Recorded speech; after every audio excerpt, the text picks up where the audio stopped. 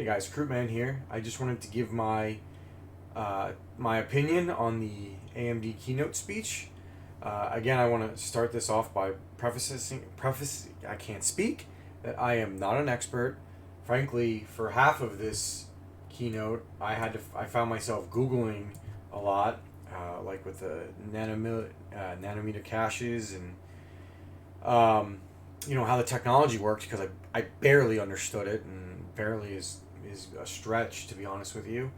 So I'm not really going to be able to give you any kind of insight on those. So the biggest thing, well, the first few things were AMD had some pretty funny shots, like as you can see here, easily upgradable. I thought that was a kick. They talked about no burning cable. They talked about how you can easily put it in your case, which these are all valid points. Which leads me to my first point, DisplayPort 2.1. DisplayPort 2.1. NVIDIA says it's worthless and it's not needed. I don't agree with that at all. At the same point, AMD touting all of these ridiculously high frames per second on 1440, and 4K, and even 8K is kind of crazy. When 1440p at 300 seems pretty cool, but frankly, a lot of games are barely getting over 200 right now. And I don't know if we're going to see 300 by the time this generation's up. Now, I just watched Jay 2 Cents' video. He made a great point that I didn't even consider. You guys should all be watching him because he's way more qualified than me anyway. But he said that, if they never push the envelope and go for resolutions or frames that aren't possible, we'll never get there, which is fair. But at the same point, touting 200 or 165 hertz or frames per second in 4K,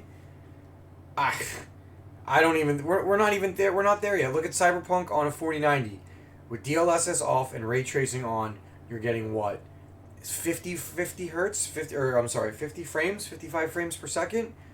We're not going to hit, frankly, we're not going to hit true 4K 120 frames per second in this generation.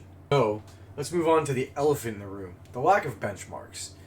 Now, this is the first thought, my first big talking head point that really shot out to me when I saw the benchmarks. It makes me think that the only references about the 4090 were just basically insulting it, which is fine. It's AMD. They don't like NVIDIA. I don't expect them to. But it makes me think that they're not even trying to compete with the 4090. They know they can't, so they're not even going to bother with it.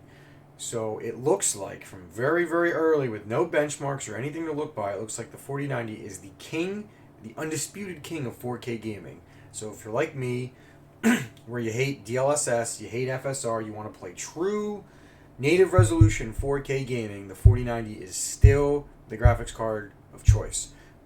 Now, the other reason I don't think there were benchmarks is because the 4080 is not out. There's nothing to compare it to. So why would NVIDIA release its benchmarks AMD release its benchmarks first when they don't need to? Now, obviously they show you some frames per second here with FSR, but they don't really give you much. You don't know if ray tracing's on, you don't know if ray tracing's off, you don't know what the what the non-FSR numbers are, and AMD is claiming a 1.7, I think 1.6 or 1.7% uplift over the previous gen.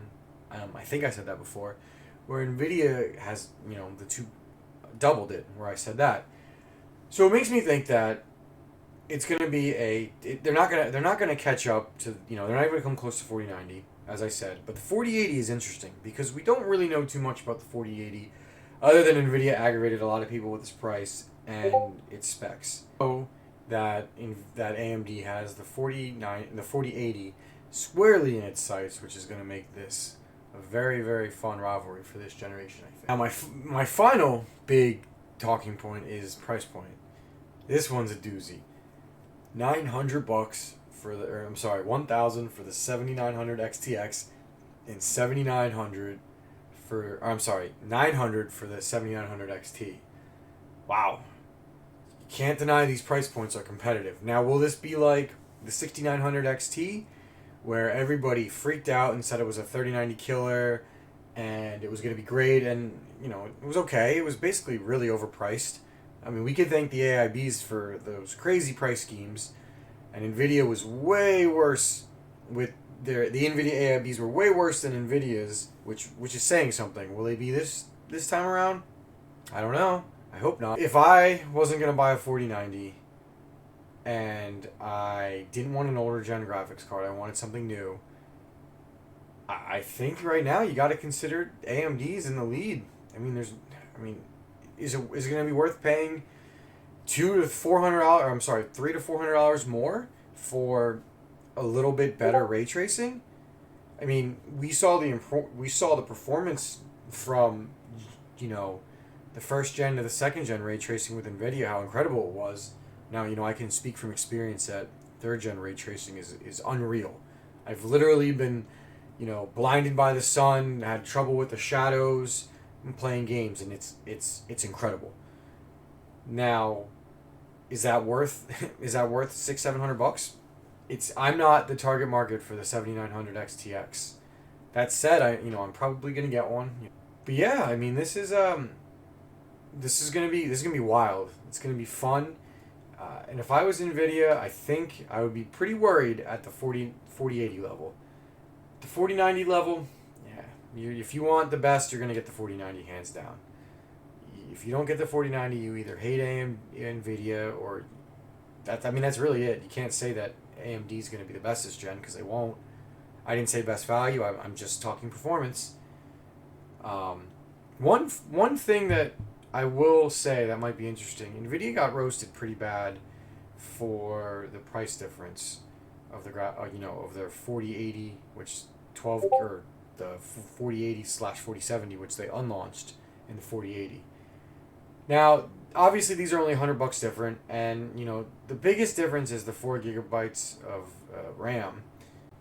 Now, does that matter? I don't know, but at the same point, I know $100 is $100, right? But if you're going to spend $900 on a graphics card in 2022, why not just spend $1,000? If you don't want to upgrade for a long time, the greatest, in my humble, uneducated opinion, the greatest characteristic in a video card you want is its VRAM, because its VRAM is, that's going to tell you how long you're going to use it on a game. If you try to play Call of Duty Warzone on a RX 480 4 gig, you're going to run out of VRAM and it's going to collapse the card. So the 7900 XTX is going to have more upgrade. It's going to have longer longevity. So that's interesting to me. But yeah, that's really it. Like I said, this is just a quick go. I just wanted to, release my initial thoughts. Obviously, things could change in the next few days, and they will change when we get official benchmarks and the reviewers get the cards in hand. And I'm excited to get one of these in hand.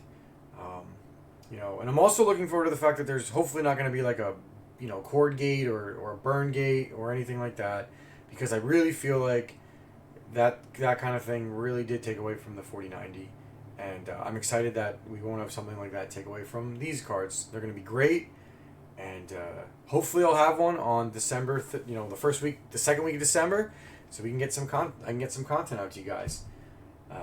Please like, subscribe if you enjoy my content. If you don't, please leave a comment telling me why and what I could do better. I'm really new at this. And thank you very much for taking the time to listen to me. Crewman out.